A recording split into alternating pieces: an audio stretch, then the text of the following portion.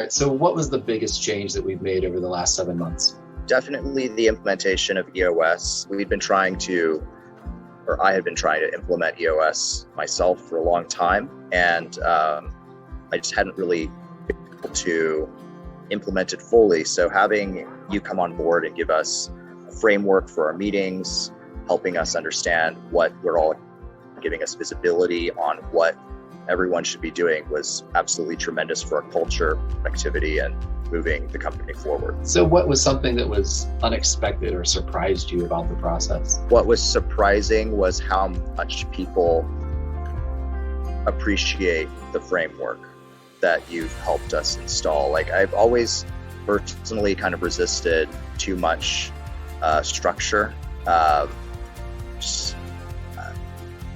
So I kind of projected that on the team and was worried that, oh man, maybe this framework, this coaching is going to be stifling for everyone's creativity, but completely the opposite. People have more space to do good work, and they have more space to live more productive personal lives. So it's really been quite freeing.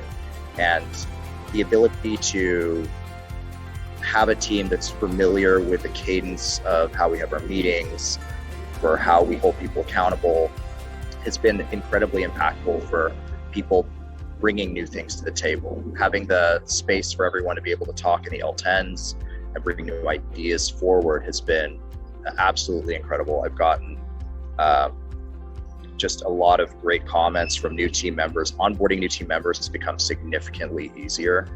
This company operating system that we have now, it's definitely been received. As a business owner, you tend to give your business everything, and you kind of, at least in my case, it's just like there's not really a boundary between my personal time and my business because I really like what I'm doing. That's not the case for necessarily all my employees.